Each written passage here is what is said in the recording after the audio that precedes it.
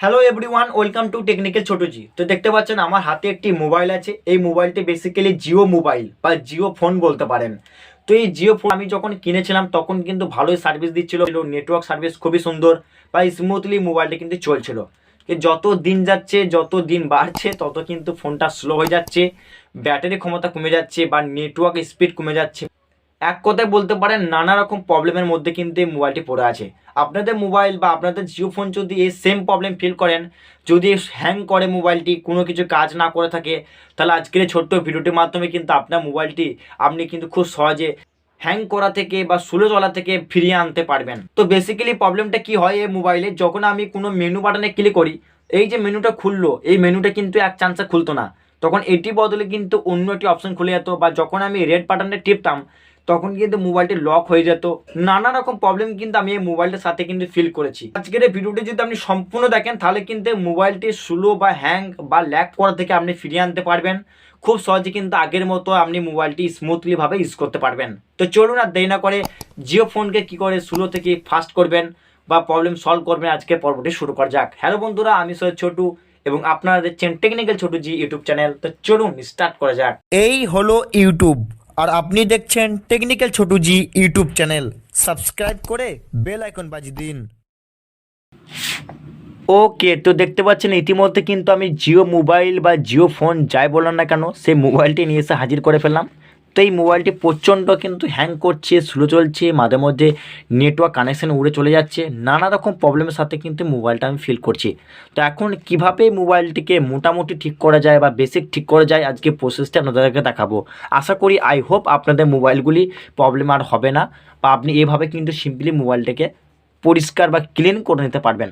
তার জন্য মোবাইলটি প্রথমে রেড বাটনে ক্লিক করে আপনাকে কি করতে হবে, এই মিডলে যে বাটনটি দেখতে পাচ্ছেন এই বাটনে প্রেস করতে হবে, তাহলে আপনার ফোনে মেনু খুলে যাবে। এখান থেকে নানা রকম অ্যাপ্লিকেশন আপনার সামনে চোখে আসবে। তো এখান থেকে মূলত আপনাকে সেটিংটি অন করতে হবে। তো আমি কি করব, এখান থেকে সেটিংটি অন করে নেব। তো সিম্পলি দেখতে পাচ্ছেন প্রথমে সেটিং আছে, এই সেটিংসটিকে আমি অন করে নেব। তো সেটিংয়ের মধ্যে আনার পর আমি সেটিংটি অন করলাম, তারপর আপনার সামনে কিন্তু অনেক ধরনের সেটিং চলে আসবে। প্রথমে দেখতে পাচ্ছেন নেটওয়ার্ক অ্যান্ড কানেক্টিভিটি, তারপরে সাইড বাটনটি টিপলে কিন্তু সাইড দিকে সরে যাবে। তো আমি সাইডে ক্লিক করলাম, এখানে দেখুন লেখা আছে প্রাইভেসি অ্যান্ড সিকিউরিটি। তারপর আমি আবারও ক্লিক করব, আবার একটা অপশান চলে এলো আপনার সামনে, দেখবেন স্টোরেজ লেখা আছে, এখান থেকে আপনি স্টোরেজগুলি ক্লিন করতে পারবেন স্টোরেজের মধ্যে ক্লিক করে। তাছাড়া দেখতে পাচ্ছেন প্রাইভেসি অ্যান্ড সিকিউরিটি, এখানের মধ্যে আসার পর সবার নিচের দিকে দেখবেন ব্রাউজারিং প্রাইভেসি, এখানে ক্লিক করলে কি হবে, আপনার সামনে কিন্তু একটা উইন্ডো ওপেন হয়ে যাবে। এখানের মধ্যে বলা হচ্ছে ক্লিয়ার ব্রাউজিং হিস্ট্রি এবং clear cookies and storeyed data, আপনাকে দুটিকে ক্লিয়ার করে দিতে হবে। তো প্রথমে এটা ক্লিক করলাম, তারপর এখান থেকে ওকে ক্লিক করে দেবো। তো আমার ব্রাউজিং হিস্ট্রিটা কিন্তু ক্লিয়ার হয়ে গেল। তো 2 নম্বরটা ঠিক আমি ক্লিয়ার করে দেবো। তারপরে কী হলো, আমার ফোনে কিন্তু ক্লিনটা হয়ে গেল। তারপর আপনাকে এখান থেকে এই ডিভাইস নামক অপশানটির মধ্যে আসতে হবে। তো দেখতে পাচ্ছেন সর্বশেষের আগে ডিভাইস নামক একটি অপশান আছে, এই ডিভাইসের মধ্যে আসার পর সবার লাস্টে যাবেন। সবার লাস্টে চলে এলাম, এখানে দেখবেন ব্যাটারি পার্সেন্টেজ দেখাবে যে আপনার মোবাইলটি কত পার্সেন্ট চার্জ আছে।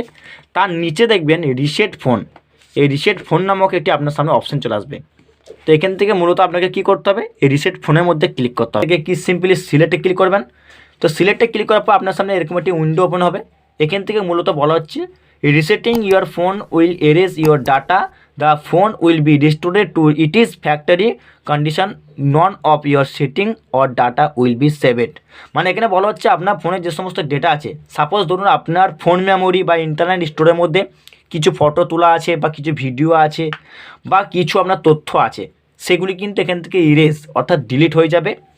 তাছাড়া আপনার ফোনে যে সমস্ত সিম কার্ড বা মেমোরি কার্ড বাদ দিয়ে যা সমস্ত ডেটা আছে এখান থেকে কিন্তু ডিলিট হয়ে যাবে, সেটি মূলত এখানে বলা হচ্ছে সেভ রাখা হবে না।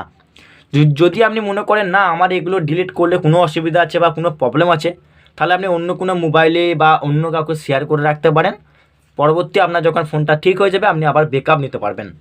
তো আমার মূলত এই ফোনেতে কোনো কিছু নেই, আমি এখন রিসেট মারবো, আমার কোনো প্রবলেম নেই উড়ে চলে গেলে, কারণ আমার যতগুলি ফোন নম্বর আছে সমস্ত কিছু কিন্তু আমার মোবাইল নাম্বারে সেভ আছে আর আমার মেমোরি কার্ডের মধ্যে ইনস্টল করা আছে, কোনো আমার প্রবলেম নেই। তার জন্য কি করব, এখানে রিসেট বাটনে ক্লিক করব। তো আমি রিসেটের পরে ক্লিক করলাম, এর ফলে আমার মোবাইলটি কিন্তু পাওয়ার অফ হয়ে যাবে, আবার সঙ্গে সঙ্গে রিবুট হবে। আমার ফোনটা একটি ভাইব্রেশন দিল, তারপর দেখতে পাচ্ছেন এখানে কিন্তু একটা সেটিংয়ের মতো আকৃতি এসে একটু ওয়েটিং নেবে, প্লিজ ওয়েট করবে, তারপরে এরেজিং হচ্ছে। তারপরে Jio digital life powered by KaiOS, এই লেখাটি কিন্তু কিছুক্ষণ আপনার সামনে কিন্তু আপনার মোবাইল স্ক্রিনে জ্বলে থাকবে। তো ততক্ষণ ওয়েট করুন, আমি ততক্ষণ ভিডিওটা পোস্ট করছি, রিবুট হয়ে গেলে আপনাকে ওপেন করে দেখাবো। তো দেখতে পাচ্ছেন ইতিমধ্যে কিন্তু রিবুট হয়ে গেছে, জিও ডিজিটাল লাইফ তাদের কিন্তু ইন্ট্রোটি চলে এলো। এরপরে আমার মোবাইলটা কিন্তু একটা স্ক্রিন চলে আসবে, সেখান থেকে বেসিক্যালি ল্যাঙ্গুয়েজ বেগারা সমস্ত কিছু সেট আপ করতে হবে। যেমন আমরা বড় বড় অ্যান্ড্রয়েড মোবাইলে দেখেছি, প্রথমে রিসেট মারলে বা নতুন মোবাইল কেনার পর ল্যাঙ্গুয়েজ জিমেল অ্যাকাউন্ট সেট করতে হয়, ঠিক তো এরকমই কিন্তু এই মোবাইলটিতেও আমাকে কিছু বেসিক ইনফরমেশান দিতে হবে। তো ততক্ষণ ওয়েট করা যাক। তো দেখতে পাচ্ছেন রিবুট হয়ে যাওয়ার পর কিন্তু আমার জিও ডিজিটাল লাইফ লেখাটি চলে যাওয়ার পর ঠিক এরকম একটি অপশান আপনার সামনে চলে আসবে, যেখানে মধ্যে প্রথমে দেখতে পাচ্ছেন সিলেক্ট ল্যাঙ্গুয়েজ বলা হয়েছে। এখানে কিছু ল্যাঙ্গুয়েজ আপনার সামনে দিবে, যেমন অসমিয়া, বাংলা, হিন্দি, ইংলিশ। এখান থেকে যে কোনো একটি ল্যাঙ্গুয়েজ আপনি সেট করতে পারবেন। যে ল্যাঙ্গুয়েজটি সেট করবেন সেই ল্যাঙ্গুয়েজে মূলত আপনার মোবাইলটি কিন্তু সেট হয়ে যাবে, সেই ল্যাঙ্গুয়েজে আপনাকে ইউজ করতে হবে। তো আপনি চাইলে এখানে নেক্সট বাটনে ক্লিক করতে পারেন, এড়িয়ে যেতে পারেন।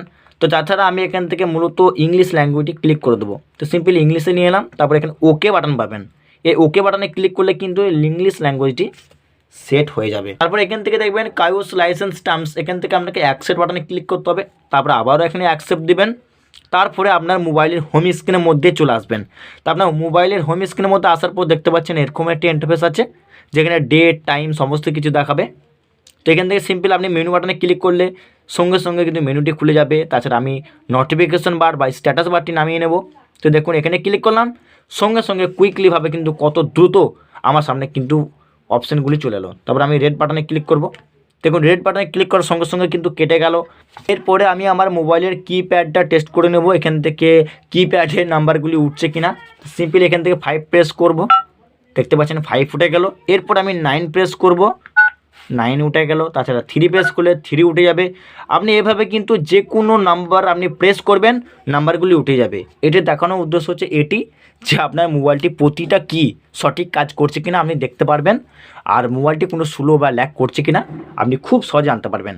সেম আমার মতো যদি আপনাদের জিও মোবাইল স্লো বা হ্যাং করে বা ওয়ার্ক না করে ঠিকঠাক, তাহলে কিন্তু আপনি এভাবে ফ্যাক্টরি রিসেট বা রিসেট মেরে কিন্তু আপনি একবার দেখতে পারেন যে আপনার মোবাইলটা ঠিক হয়েছে কিনা। আই হোপ আপনাদের মোবাইলটি একদম 100% ঠিক হয়ে যাবে। থ্যাংক ইউ সো মাচ ভিডিওটা সম্পূর্ণ দেখার জন্য।